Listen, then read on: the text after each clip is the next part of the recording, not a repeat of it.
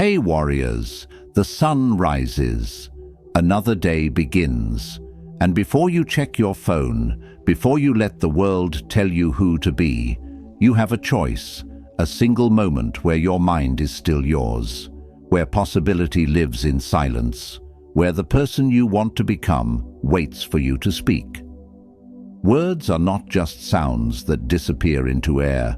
They are seeds planted in the soil of your consciousness. They are architects that build the house you live in. They are the compass that points your life in one direction or another. The ancient Stoics understood this deeply. Marcus Aurelius, the Roman emperor who ruled the world yet mastered himself first, wrote in his meditations, "The happiness of your life depends upon the quality of your thoughts." He knew that the battle for a meaningful life is won or lost in the theater of the mind, in those first quiet moments when you decide what voice gets to speak. Most people wake up and immediately surrender. They reach for their phones and let fear speak through news headlines. They let comparison speak through social media. They let worry speak through their mental replay of yesterday's mistakes or tomorrow's uncertainties. They give away their morning, which means they give away their day, which means they give away their life.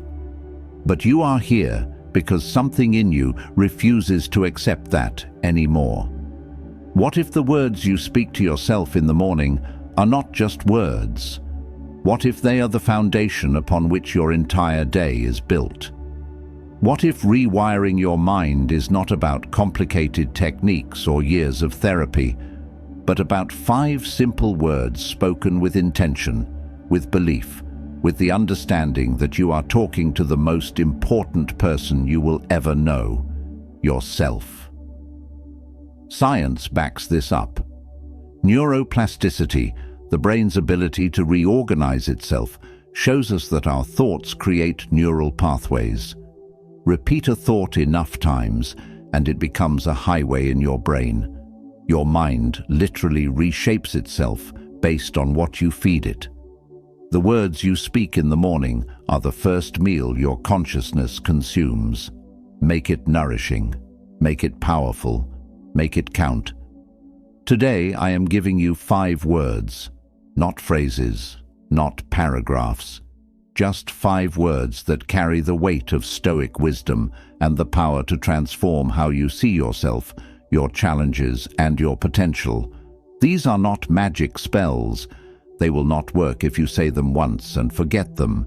But if you commit to speaking them every morning, if you let them sink into your bones, they will change you.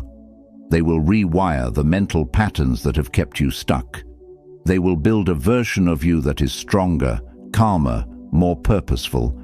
The Stoics were not philosophers who hid in ivory towers. They were men and women who faced real battles, real loss, real suffering. Epictetus was a slave who became one of history's greatest teachers. Seneca advised emperors while facing exile and death. Marcus Aurelius led armies while writing about inner peace. They found strength not by avoiding life's hardships, but by changing how they spoke to themselves about those hardships. They mastered the internal dialogue, and so can you.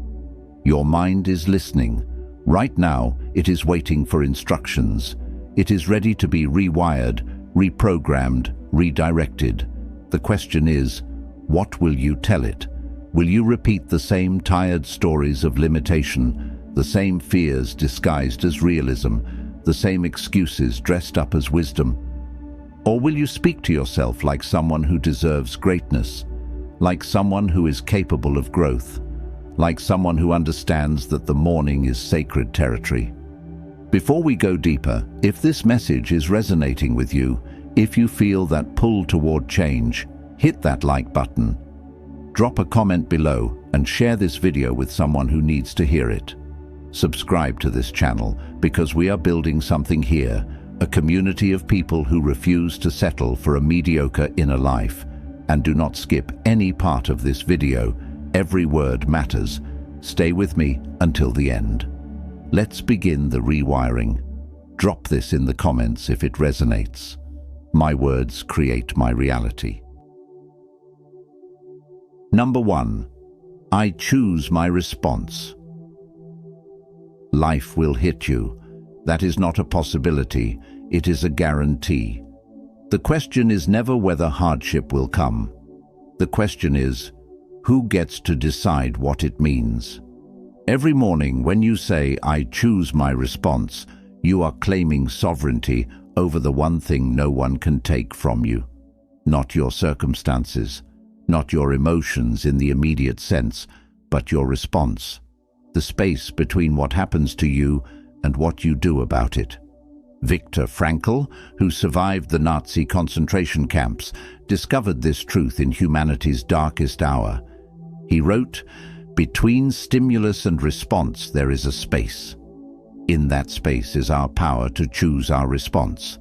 In our response lies our growth and our freedom." Think about what this means. Your phone buzzes with a message that changes your plans for the week.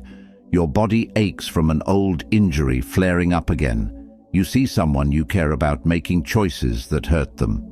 A dream you have been working toward hits an unexpected wall.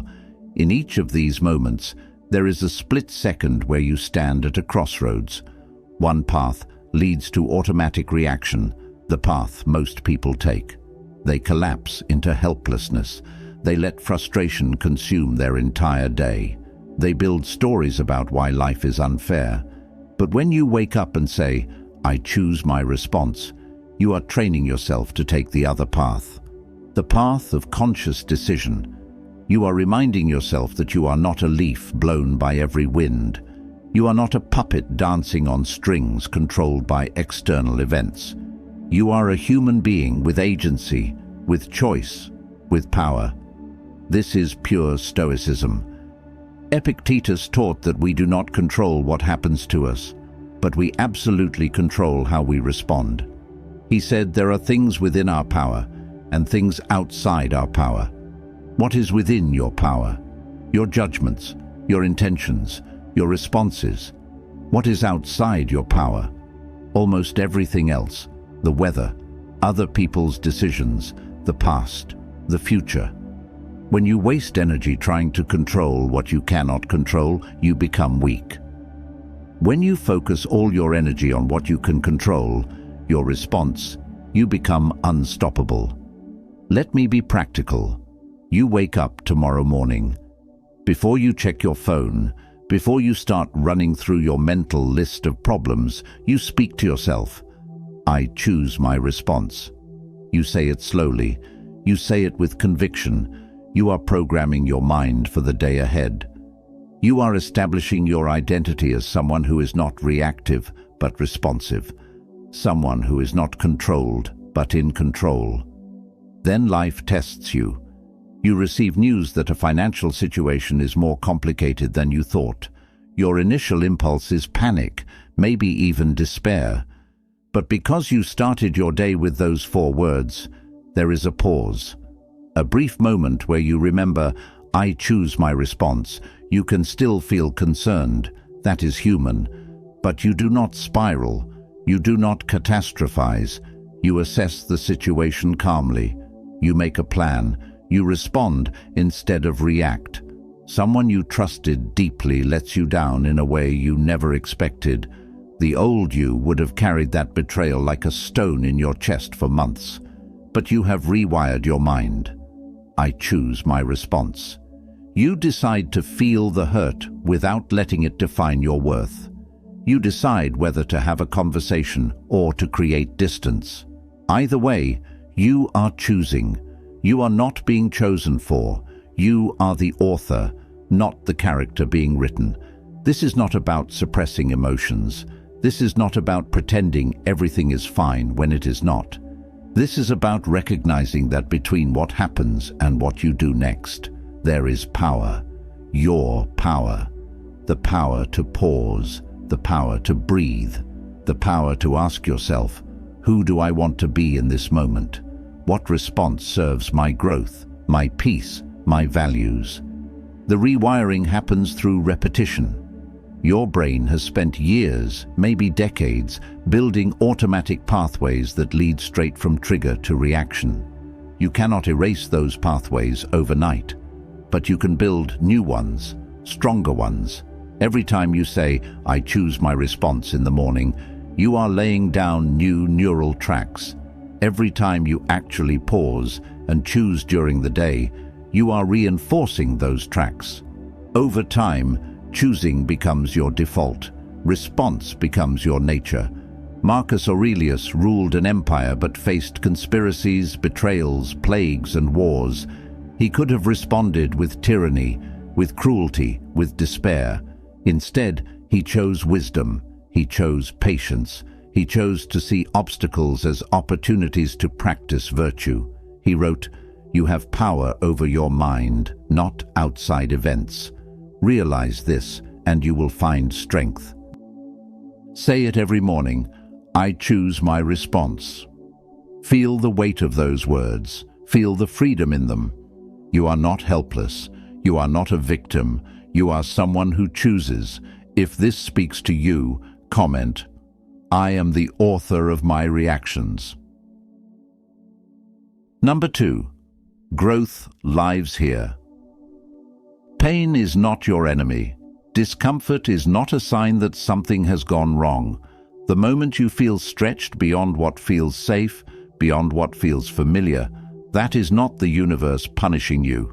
That is growth knocking on your door. When you wake up and say, "Growth lives here," you are making a declaration. You are telling your mind that this day, this moment, this challenge in front of you is not a problem to avoid. It is soil where something new can take root. The Stoics called this amor fati, the love of fate, not just accepting what happens, but embracing it as necessary for who you are becoming. Seneca wrote, "Difficulties strengthen the mind, as labor does the body." He understood that we do not grow in comfort. We grow in the friction between who we are and who we are trying to become. Most people spend their lives running from discomfort. They stay in situations that drain them because leaving feels too hard. They avoid difficult conversations because confrontation feels too scary. They keep their dreams small because reaching for something bigger means risking failure. They have convinced themselves that comfort equals happiness. But comfort is where dreams go to die. Comfort is where potential gets buried under the weight of maybe someday. When you say, "Growth lives here" every morning, you are rewiring your relationship with discomfort. You are training your brain to see challenge differently. That anxiety you feel before trying something new, that is not weakness. That is your old self making room for your new self. That frustration you feel when progress is slow, that is not failure. That is depth being added to your character. That exhaustion you feel after pushing yourself, that is not breaking down. That is breaking through. Here is what this looks like in real life. You sit down to learn a skill you have been putting off for years. Maybe it is a language. Maybe it is an instrument. Maybe it is a craft you have always admired from a distance. The first attempts are clumsy. Your fingers do not move the way you want them to. Your mind cannot hold all the information at once. Every instinct tells you to quit, to go back to things you are already good at, to protect your ego from this humbling experience. But you started your morning with growth lives here. So you pause, you breathe, you recognize this feeling. This is not failure. This is the feeling of neural pathways forming. This is your brain literally changing shape to accommodate new knowledge. You stay with it. Not because it feels good, but because you have trained yourself to see discomfort as a sign you are on the right path. Or maybe the discomfort is emotional. A relationship in your life needs a boundary you have never set before. Your heart races at the thought of the conversation. Your mind offers you 1,000 reasons to stay silent, to keep peace, to avoid rocking the boat. The fear feels overwhelming because you are about to do something your nervous system has been programmed to avoid. Prioritize your needs when it might disappoint someone else. Growth lives here.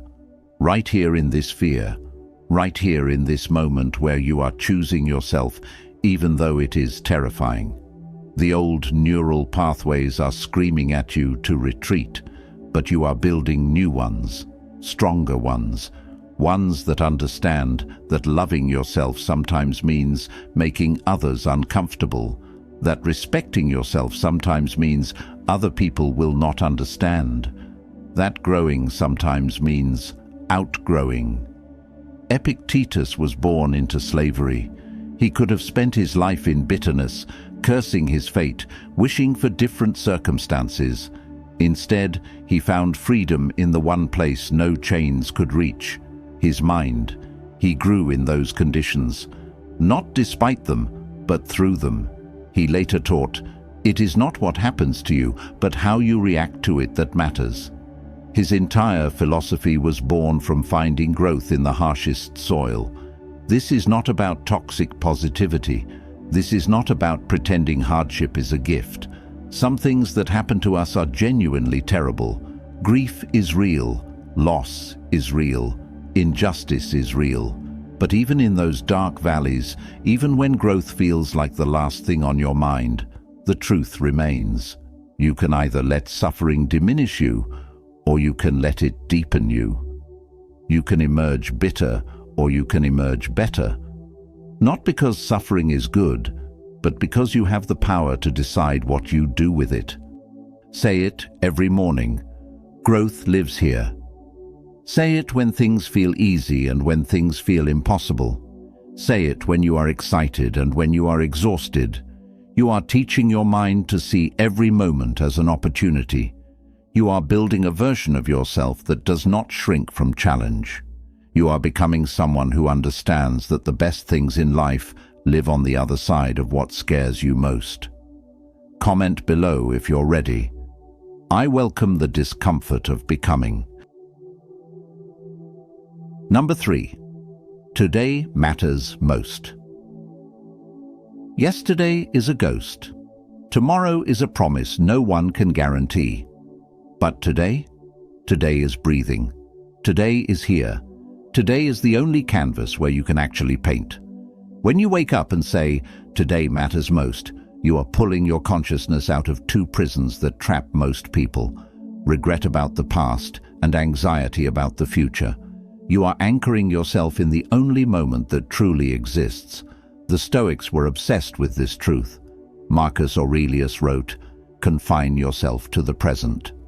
Not because the past does not matter or the future is not important, but because this present moment is the only place where your power lives. Think about how much mental energy you waste. You replay conversations from last month, wishing you had said something different. You relive mistakes from years ago, punishing yourself for choices you cannot change.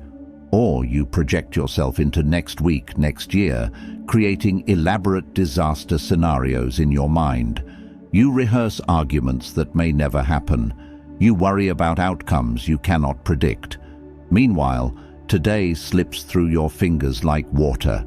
The one day you actually have control over becomes a blur because you were too busy living everywhere except now. This is not just philosophy, this is survival. When you split your attention between past regrets and future fears, you are operating at half capacity in the present. You miss opportunities because your mind is somewhere else. You damage relationships because you are not fully present with the people in front of you. You make poor decisions because you are reacting to ghosts instead of responding to reality. When you say, "Today matters most," every morning, you are training your mind to come home. Home to this breath. Home to this moment. Home to the only time and place where you can actually build the life you want. You are not ignoring the past. You are choosing not to live there. You are not denying the future. You are choosing not to be paralyzed by it. Here is what this looks like in practice. You wake up with your mind already racing ahead to everything that needs to happen this week. Appointments, deadlines, obligations stacking up like a mountain you need to climb. The weight of it all presses down on your chest before your feet even touch the floor. Anxiety floods in because your brain is trying to solve 5 days' worth of problems at once. But you have trained yourself. Today matters most. You speak those words and feel your awareness shift. Yes, those things exist. But right now, in this moment, what actually needs your attention? Making your bed, drinking water, moving your body, maybe reaching out to someone you care about. The future will arrive one present moment at a time. You do not need to carry all of it right now. You only need to show up fully for today. Or maybe your prison is the past. You are haunted by a version of yourself that made different choices. You carry shame about who you used to be. You cannot forgive yourself for opportunities you missed or people you hurt. That weight follows you everywhere, coloring every new experience with the stain of old regrets. You want to move forward, but you keep looking backward. Today matters most. Those 3 words become your permission to release what you cannot change. Not because the past does not matter, but because drowning in it does not honor anyone, especially not yourself. The person you were did the best they could with the awareness they had. The person you are now has learned from those experiences. Today is where you get to apply those lessons. Today is where redemption lives, not in rewriting yesterday, but in writing today differently. Seneca spent years in exile, stripped of his position, separated from everything familiar. He could have spent every moment bitter about what was taken from him or terrified about what might come next. Instead, he wrote some of his most profound work during that time.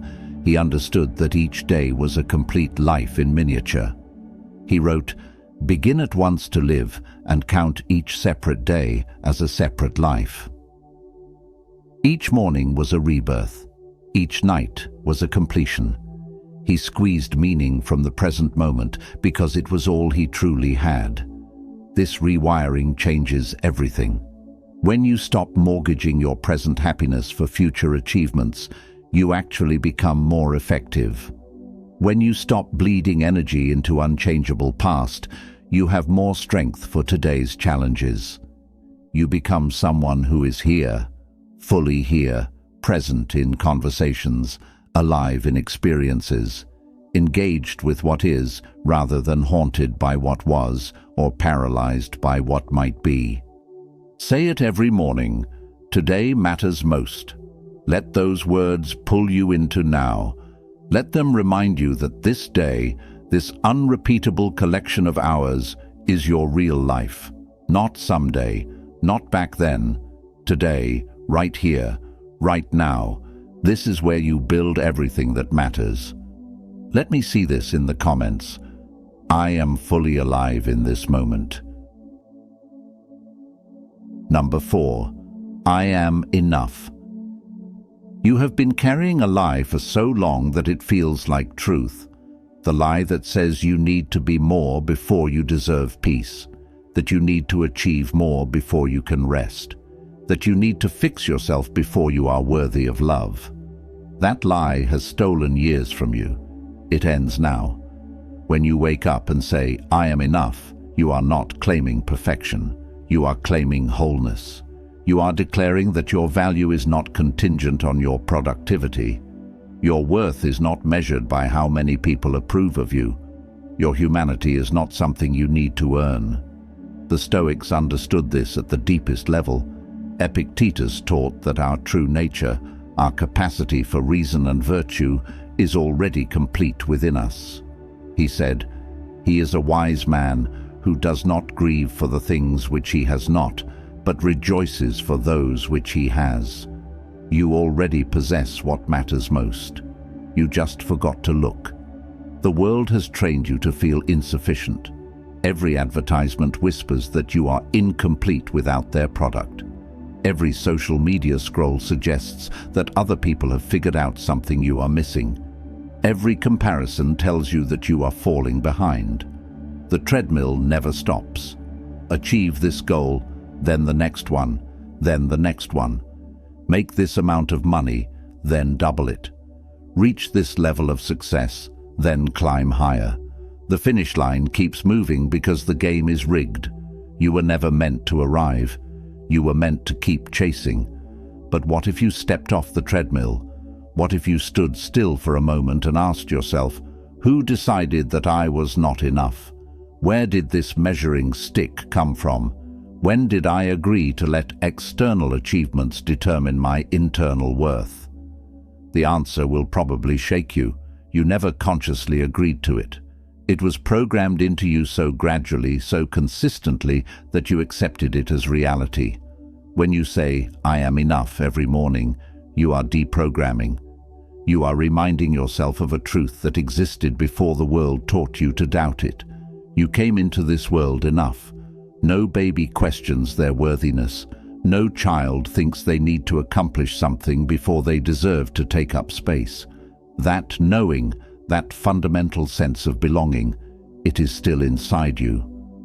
Buried under years of conditioning, but still there, still true, still waiting for you to remember. Here is what changes when you embrace this. You stop performing for approval.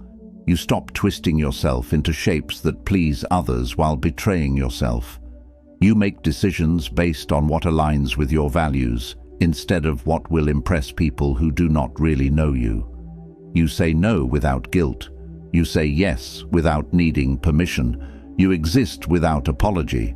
Someone questions your choices.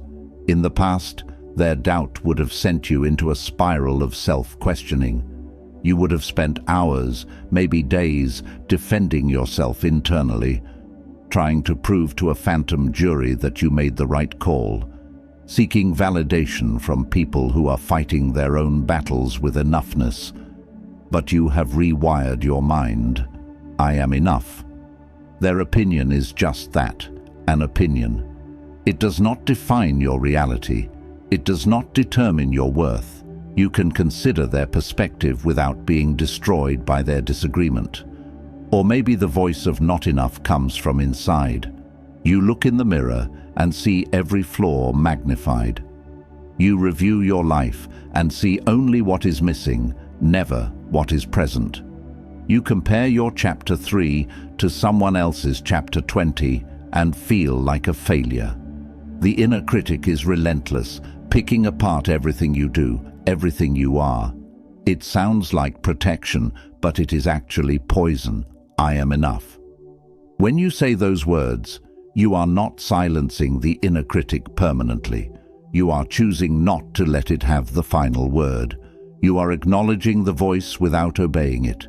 You are saying, I hear you, but I do not serve you anymore. Your worthiness is not up for debate.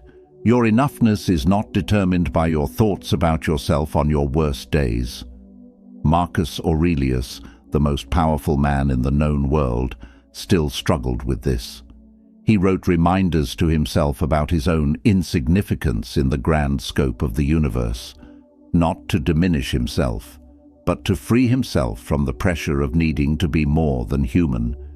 He knew that accepting his limitations was not weakness, it was wisdom. He wrote, "Very little is needed to make a happy life. It is all within yourself, in your way of thinking. Everything you need to be whole is already inside you." Say it every morning, I am enough. Say it even when, especially when, you do not believe it yet.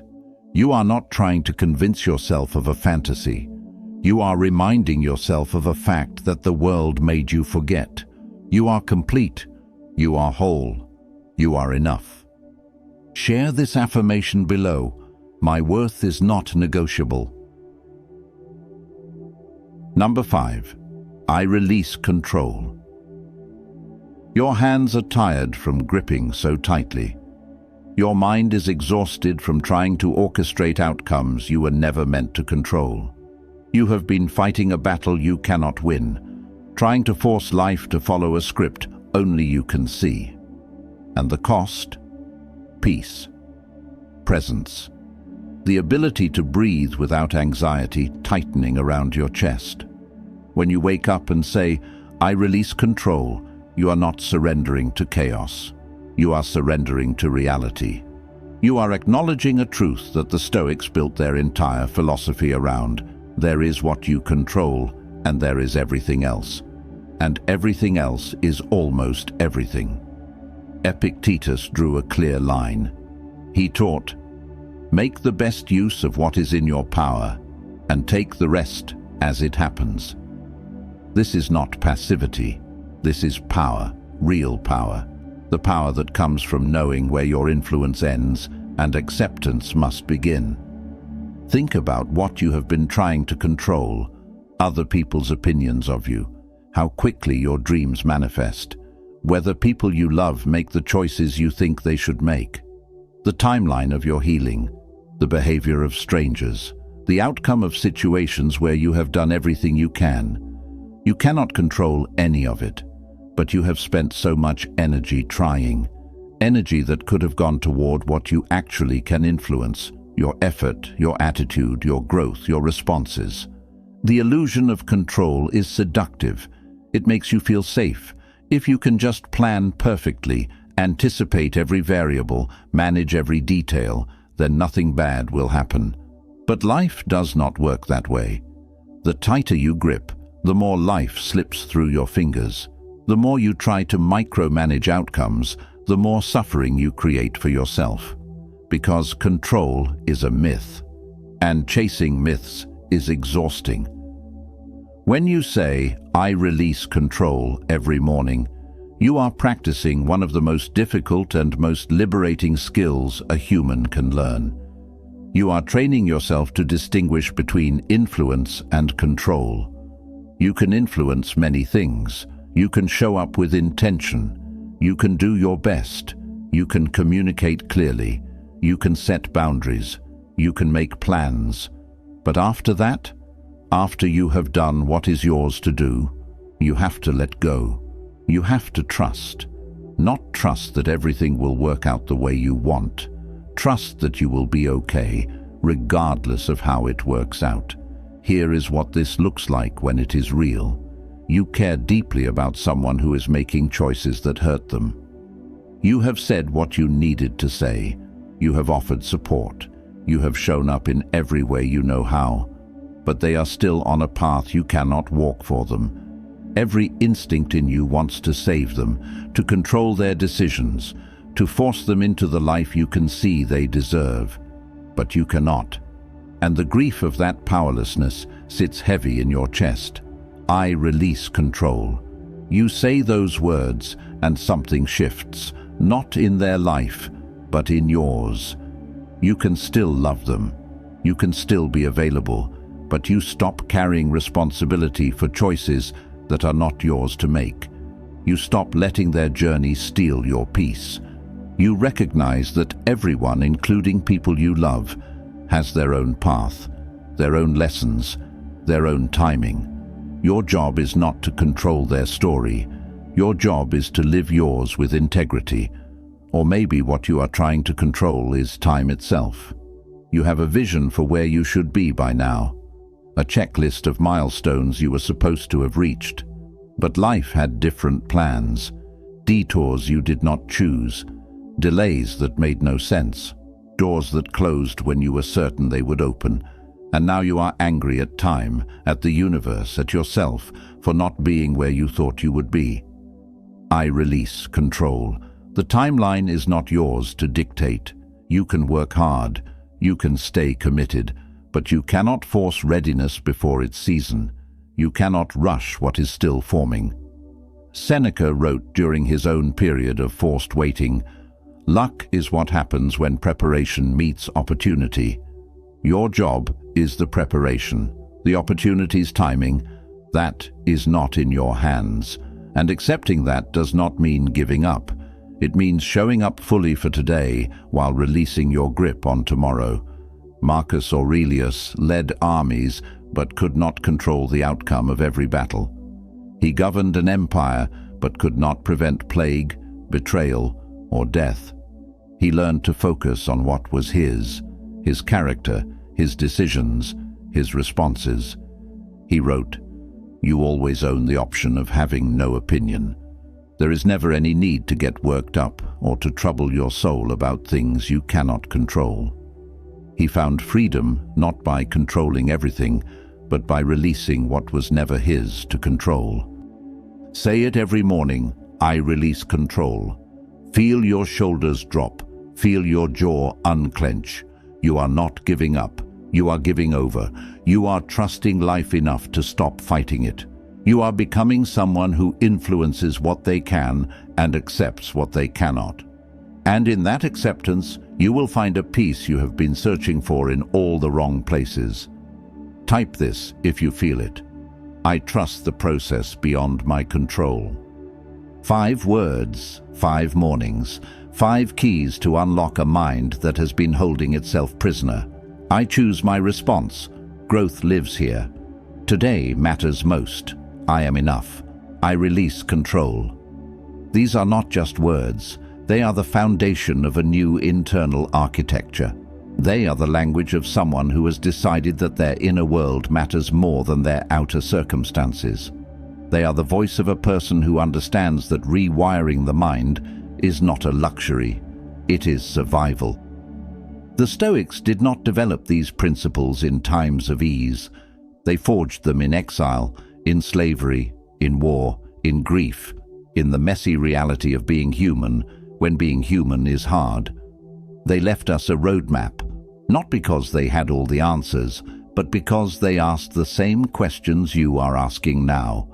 How do I find peace in chaos? How do I grow through pain? How do I live fully in a world I cannot control? You rewire your mind one morning at a time, one word at a time, one choice at a time. There will be days when you forget, days when old patterns pull you back. That is not failure. That is being human. You do not need perfection. You need commitment.